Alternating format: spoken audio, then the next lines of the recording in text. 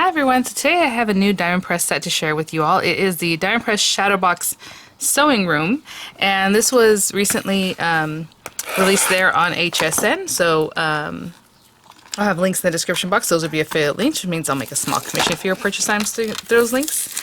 And Diamond Press did send these items free of charge for my review, and of course all opinions are my own. And oh my gosh. I had seen the examples there because, like I said, it is released there on HSN, and then I think Diamond Press had put it in their email blast a couple weeks ago. And how cute! So it's gonna make like a little shadow box and like a whole sewing room, but it's a nice size, so it's not like a little tiny thing. I mean, this is a good size card you'll end up with. So let me bring this out. And I do have my windows open, and if you hear all my little birdies out there chirping, they are very happy this morning. So let's see. Yes, a sewing room shadow box. So I'll go through this right quick just so you kind of understand what's going on. So we have this piece, the larger die, and it's going to make, I believe, well, the aperture part and then also the back of it. So you're going to have a couple different things, as you can see here.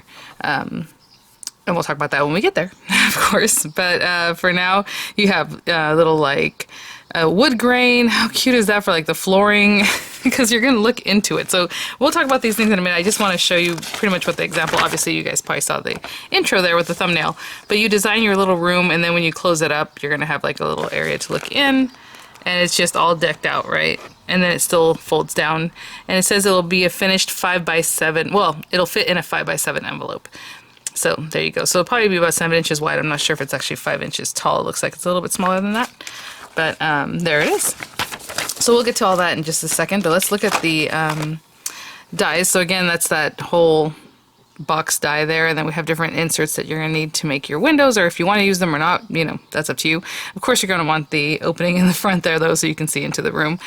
The different strips that they talk about with the floorboards. Look at these little, like, shutters, like this. Reminds me of my old room in Georgia, and the house that we had. It was a brick house, and then it had, like, what was my craft room there? And it had like those cool French doors that opened up with a little glass. I guess it was supposed to be a formal dining room, but I just used it as a craft room. Really, I loved it. And then we have like a little body, a dress form. I was gonna say body form, a dress form. We have a little dress. We will see what that little loopy is. Oh, a measuring tape, how cute. And then like your chair, you know, your table or your sewing cabinet, I suppose is what we call it. I have one right here, an antique one sitting right next to me with some fun things on it. And, you know, a little basket, all kinds of cute little elements. And here, the flooring, the wood grain there. This is like a little organization kind of area where you have your little threads and cute things like that. You're so sweet. The little dress, the chair, you know, I've got a notion it's your birthday. I have a button. That's what that little circle die was for. Sorry about the glare if there is any. A little basket with like yarn and cute things. Again, your sewing cabinet there with the little sewing machine. Thanks so much. Glad to hear you're on the mend. A little quilt. Oh, that's so cute because the same die that'll cut this guy, you have different things to decorate with, right? And then all these cute little buttons that are like different hearts and flowers and little just a regular button there, and then your dress form and your and then you have your tape measure there. So cute. Okay, so what I'm going to do is grab some paper, and I'm just going to follow along with the instructions, and I usually like to keep them either on the side here or at least let you know like this is step 1, step 2, or however we get to each step, but I will be right back. The first thing we're going to do is, just as it says here, we're going to cut a front and a back, or however you want to call it. I don't know if they really call it front and a back, but you just need the two pieces. So shadow box piece 2 would be the second piece. Okay, so for the first one, they're saying to go ahead and grab our main die. And this is as tall as your card is going to be, so let me show you real quick what that is. That's 4 inches, so 4 inches tall. And then, of course, when you fold it over, this tab, excuse me, won't be there. So it would be, yep, the 7 inches. So it'll fold to 7 inches by 4 inches. I did get a pink piece of paper because you guys know I love pink, but this is some really nice 300 GSM paper I have. So heavyweight stuff, like 110 pound, I guess, if you're thinking of those kind of numbers. And on the first one, it says to insert the window over here. So of course I'll trim my paper down, but from this one piece of paper, I mean, we can probably do it this way too and just save some paper, so let's do that. I'll put that there, and you know, you're not butting them up together because you don't want that to move and then end up hurting one die or the other or your machine. So just place that in there about right up to the top, and then just of course secure it with some washi. Get a little bit closer. And so I'm going to put this here and here. I'm going to trim this down. I could have done it with a guillotine or whatever, but it's easy enough to just kind of come in here and cut this down. Now this die is a little over 4 inches wide. I believe the cutting folder, it does come with the elongated folder. I use my folders over and over and over, but this one's here and handy, so I'll grab this one. I always try to put them, now what's nice about this die is that it does already have a little beveled there, beveled edge, but generally you want to offset them just a little bit, give yourself like a little off-kilterness, I don't know what the word is, just tilt it a little bit there. Sorry about that.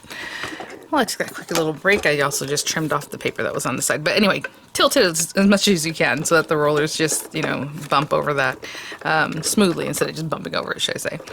So I will do this right quick. And then that is the first part, and then we have a second part to do. And that was that last bump. So I do it very slowly just to not shake the camera, but you can just, roll it right through. Let me get this tape off. And that is our first piece. And then for the second piece, they want you to do something similar, but then also include that opening to make that aperture. And I'll probably tape that one a little bit more because it is larger. I think it's the same. Let me make sure. Yeah, still the same as far as that part, but then we have this guy to pop in. This is step 2. And this looks perfectly symmetrical to me, so they're showing to pop it in like this. And that is what I will do. Bring it up here a little bit. Let's straighten that guy out. And get it to the edge as much as I can. That way I just have to trim off this last one. And since that guy's tucking under there with him, we'll just put that there. And I'll put a few more pieces. Again, I don't want these to shift like at all. So I'm going to put a few more pieces on this one than I normally would.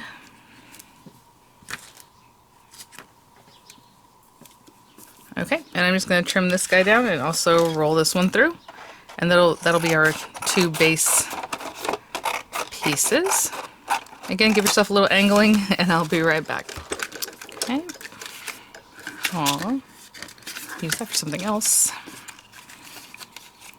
This guy comes out, and I should probably just take these things off before I came back, but I just want to show you what that looks like. So I'll take a moment to remove all that, and I'll be right back. Okay, so the next part here is to stamp the wood grain floors. So we're just going to take this wood grain here and just stamp it twice on, whatever it is you want. If you want to do like white washboards, that'd be really fun. Or even craft cardstock. I just chose this brown cardstock, and we can go this way, and I'll put it on the stamp positioner real quick. So let me get that set up on here, and I'll be right back. Okay guys, so I have my piece of paper here. Again, you saw it was just a scrap of paper. So what they want you to do here on step 3 is to stamp the wood grain, and then you're going to center the floorboards over them and cut them. These are the 2 floorboard dies, so I want to make sure that when I stamp this, I have plenty of room for what's going on here. So like if I was to stamp that there, that looks good, and then do I have room here to stamp it again? I do. Okay, so let me bring that down just a little bit more, just in case. So I'm going to put that one there, get rid of this guy. And I'm just doing that because it's a scrap of paper and I don't know exactly where, what's going to hit there. Need to give myself that room.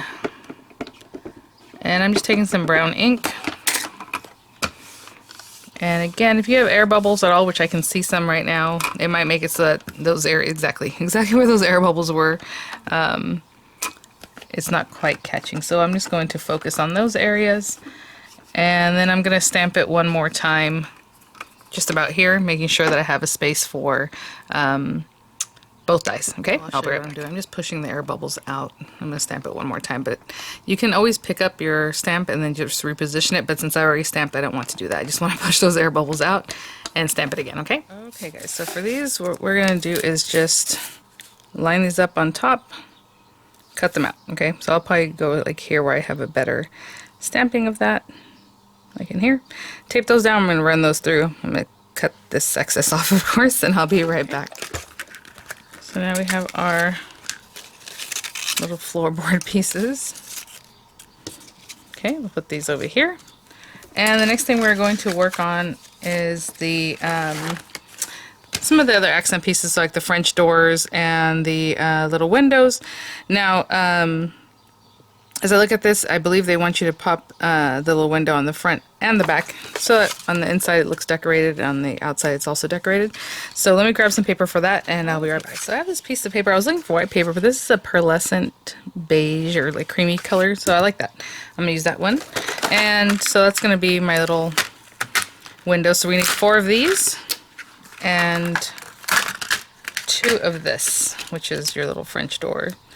So I'm just going to, again, just whatever maximize my paper, I'll run these guys through, and I'll be right back. Here is my 4th little window, and look at that. So I do have some little bits here I can remove for now. Okay, so we're going to do a little decorating before we move on. So I'm just going to pair this in front of me just like it shows on the instructions. You have, this would be the, it says to hear the French doors on both sides of the door opening of the shadow box piece number 2. So this is piece number 2.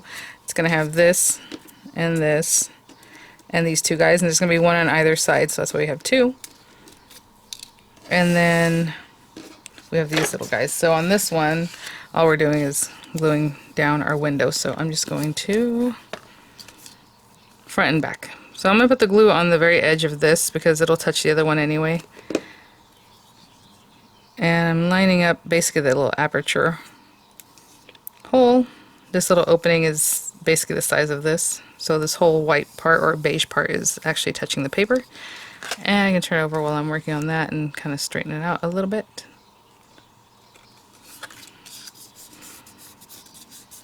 And on this side, I'll put glue around the edge and a little bit here and there so it touches.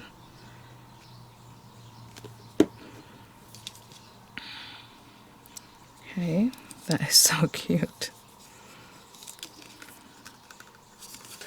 Look how pretty. Okay, and then this guy, I'll do the same thing with the window. I just did on that other piece, which was piece number 1. But with this one, I'll go ahead and just glue my little French doors in place. And for the perspective, they like open like this, you know what I'm saying? So it's smaller, and then the larger area comes out like this. So I'll do the same thing and glue this one on this side, and when I come back I'll have my windows on and everything else, so we'll move on to step 5. Okay guys, so far we have these pieces and then the floorboard pieces, and on step 5 they're saying all you're going to do is just fold them back. And the way I've noticed Die Press describes this is to fold, like it says, backside to backside. So if this is the front, folding backside means pushed it back, right? So like this, the back is going to touch the back, right? If you had it like that. So the backside is touching the backside. So same thing here, I believe. Yeah. And you guys can bone fold them if you like. I usually just do a little something like this, but if you like it looking a little more crisp, you just come in and really fold it. This thing has like goo stuck on it, but that's okay. There we go. And then same thing with this one. And it's basically, you're doing that with all of them. So this is the front of my paper, folding it towards the back, back to back. That's how they describe it. And they do that quite often in their instructions. So maybe you can see it's going to be something like this. You're already kind of seeing. And so, okay, so backside to backside, that's all we're asking. And then here with these guys too. And these guys have little score lines also. That one I will probably score, at least with my fingernail. There we go. And this one too, just so we know they're nice and straight. And this one also on the score lines. Score that and score this one. And now it has some optional things. It says stamp a sentiment under the window of shadow box piece 2 or whatever you want. Apply adhesive to backside of tab on shadow box piece as shown. And all that good stuff. So if you want to stamp it right now, they're basically saying you should stamp it now because it's a nice and flat surface you can stamp on. Whenever you'd like, or whatever you like to do on that one.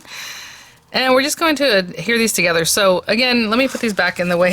So it's actually saying to stamp it here, but stamp it wherever you like. But this is piece 2. It has like the door and everything. That's considered piece 2, and this is the piece 1, of course. Yeah, yeah, and it just says to apply, you know, adhesive to the backside of tab on shadow box piece 2 as shown.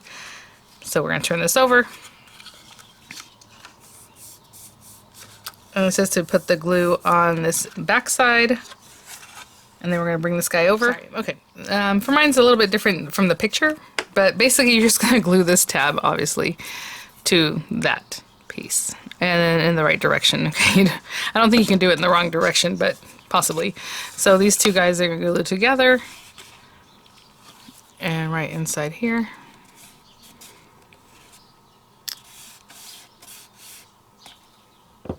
Just like this. And if I were to turn this back over, it's basically like the picture here. Okay, so the picture looks a little bit different. But for me, that's basically what we're doing. Doorway, opening, this guy. You're just putting it together. And the next one, all we're going to do is then add, I'm going to turn this over because we're going to glue on the inside. It says flip the thin board piece over to backside, then apply adhesive to half of right tab as shown in yellow. Align tab with bottom left edge of large floorboard, then adhere in place. Okay, so that one was kind of a bit of a mouthful, but we're going to turn this piece over. You're going to put glue on the skinny piece, just on the right tab, it says, on the very end of your right tab. And then you're going to bring this guy over. Of course, sorry, I just want to make sure I don't want to misspeak. So again, we put glue on the far right side here. We're going to bring this guy over. And I'm looking at the back of them. So in the picture, they're already moving to the front of it. That's why it looks different, or like, that doesn't make sense, you know, when you have it from here. So all we're going to do is do that. So basically, you're just gluing this little area to this. So hopefully that makes sense. You can see that if you look at it from the front. And of course, you want to line that up in a way that's straight. So let's do that. But that's all we're doing. Just gluing on the left side, those guys together. Okay? All right. So we have this piece. I'm waiting for that to set up before I go to the next step. Okay. So we're on step 8, and what they're showing you here is, as you can see, there's like this little structure that looks like an L or something backwards right here. What we're going to put is glue, and I always use a wet glue because you guys know I think that holds up better over time, but whatever it is that you like to use that. And we're putting glue all over that. We're going to flip this over. We're going to bring this guy in, and all you're going to do is match it up to the very seam, not where this is, but where the score line is. And I would put it to the left of the score line, of course, because you don't want to get pushed into the score line. So flush with the bottom, oopsie, flush with the bottom of this here, but just to the left of the score line, right? So if my score line's here, I don't want it to get squished by the score line. So I'm just popping it in there. So that's one structure, and it's just glued down basically where we put the glue, right? Okay, and I'm gonna let that set up for just a minute before we move on to step 9. Which actually I could just put this to the side because we're not gonna put everything together quite yet. So on step 9, you know, what is it that you want to decorate? So go ahead and stamp everything that you like, color it, and when we come back, we're going to decorate and do everything that we need to do to go ahead and put our little sewing room together. So let me grab some ink and some paper, and I'll be right back. Sorry, I have a piece of marker paper here ready to go, just on my stamping press. I will mention, whenever you have issues like with the bubbles, like if you're using a stamping press, the issue that also arises is that you have the bubbles, you want to get rid of those. If you're still not being able to get into a certain area, again, it's that bubble, and then this is a hard surface, and this is hard, there's nowhere for it to go. To be honest, you'll get better impression, and that's basically what I did. I restamped my second one, or I stamped it. Just with the diamond press mat, like the little soft, like rubbery mat that they have, or any kind of that kind of stamping thing where it's like a squishiness to it. I know some stamping presses do come with something like that, and then that will take care of it because that pushes up into it, into the stamp. Where if there's a bubble, it doesn't matter because it's still gonna make contact. But when it's bubble and this, it's much harder. So I do get that question kind of often. People ask about those things. So just so you know, so I'm gonna place this on here. And if I end up getting a bubble or anything else, I will probably just turn my paper over and stamp it again. But let's see.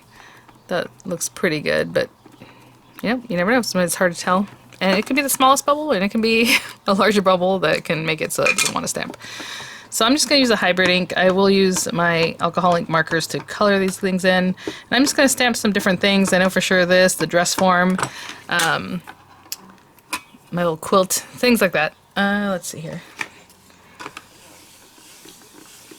And these are acrylic stamps. I give them firm, even pressure, but not too much squishing. And I can see my little bubble was right there, so I think with this one I can probably get that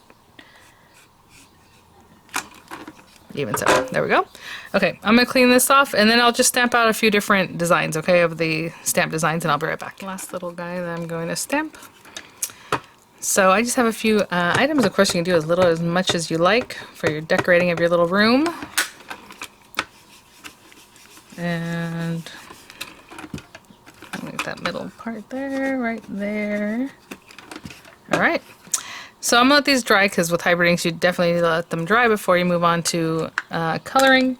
And in the meantime, of course, I'll grab all the different colors I want to use, and I'll be right back. So now we just color. Now I know for me, a lot of these things, like in my craft room, the sewing and those kind of things are brown, right? They're wood, a little basket and things like that. So I think what I'm gonna do is actually make this more of a fun color. I'm gonna do like a teal color just to have that pop. You know, with the dress form, I'm going to do light and medium on this part here. So I'm going to take neutral light and just color in most of it, but just maybe leaving the middle part untouched for now. And then I'll use medium and just a little something, add a little highlights. Highlights? I guess that'd be the shadow, wouldn't it? And maybe under here. And then I'll blend that through just so it looks like material, like plain like muslin or whatever as these things are covered in. Maybe they're covered in canvas, aren't they? Okay, something like that. A lot of times they're black too. Maybe do some gold accents or whatever it is that you think the little stick here should be, which I didn't grab anything for, but I usually do yellow and orange. So I might just come in here, the little yellow. And I'm doing this to add pops of color. Obviously that could be black or just brown or whatever it is. But whatever it is that you like to do, of course, do that. So I'm just going to add a little something like this. Not everywhere. And blend that through. So that was yellow and orange. I mean, they're two different, completely different colors. But that's what I like to do for when I do gold, if you will. And then again, you know, the basket, I'll start off with, like, let's say, and the same thing with anything that's like that. Let's see. I have chocolate, light, and medium. Let's do those since this is kind of a smaller thing. And again, we can just give it an illusion of roundness. And then these guys, a lot of times what I'll do is I'll kind of go underneath just to give it a little more texture, and then just come back through with the light brown again, something like that. And then there's, you know, swatches of fabric in there. We have our little scissors, which I'll probably color in with like gray. And then this little guy, I'm just going to do whatever I think is cute for the patchwork over here. So I do like coral. So I have coral medium. Where's the coral light? And so I think most of this is going to be the coral color. So I'm going to come in here. And you can make all these blocks different colors, of course, but I'm going to do most of it this coral that ties everything together. That's usually how I do my quilts when I used to quilt. I haven't quilted in a while, but I used to make tons of quilt tops. Never quite finished them to make them into quilts, because that's the part that takes the most time. But let's just do a little something like this. And, you know, maybe I'll come in with the coral medium and add a little something, maybe in the little corners. You know, just to do a little something different. Yeah, I can do that. And then just all kinds of fun colors within this, and I'll have everything colored when I come back. Okay, guys. So just use that bullet nib and colored in on my little quilt. It's truly a scrap quilt, as you can see there. It's totally random. So now I'm just going to take my dies, and if I can see through them pretty well, like this one, I think I can see in there pretty well. I'm just going to tape them down and run them through. So get yourself a nice portion there. Same thing with the basket, obviously the cabinet and the quilt. Oh, I need to color my scissors. I just noticed that. Okay, actually I have my gray right here, so I can do that before I do that. So I'll have everything cut out when I come right back. How cute. And then our little quilt is just the plain, this one here. our rectangle. And I'll be back. So we have our pieces here, and again, I probably should remove them from here. Look at that. It's a little washed out there, sorry. So let me get these popped out and bring back our card base, and we'll put it all together. So basically number 10 is just telling you what you're going to do is just kind of swing this open so you have your pieces. And you know, I went with some of the basic pieces here. So as you have this, you're going to pop this side open. So just the smaller floorboard, and I'm just kind of straining it out still because I didn't bone fold, I can do that now. So there we go. And you know, what is that you want it to do? So obviously I'll probably put my little quilt up here, wherever it is, just like a little decoration, but just kind of eyeballing and seeing where is it that you want these things. So these guys are going to be behind whatever you put here, you know? So you're just going to kind of look at it that way. I think I'm going to go ahead and put my little quilt. And I'm going to go ahead and adhere it. And you know, however it is that you want to hang it. Somewhere in there. Get rid of some of that glue that I got, a little extra glue there. And then, yeah, so what is it you want to put here as opposed to like in the other portion? Like if I have this here, maybe I have that there, maybe I have a little basket or whatever it is. But just remember when you open it up, these things are going to move in front of each other, right? So I would kind of eyeball it however it is that you want that. So I'm going to anchor it with this though. So I'm going to place this kind of back here. Let me see how much glue I put. Yeah, perfect. I'm going to hold this down for just a second and I'll be right back. Ready. You can put more things back there. I think what I'm going to do is, what they're saying is then go ahead and flip this and then kind of see where you want to place things. I'm going to place this here. It's not going to move too much, but it will kind of come up in front of here. So I'm going to place this guy like over here. So when it moves, you know, we can kind of see where that is, and maybe I'll move it a little bit more this way. And I think I even want the basket. Try to see the best view.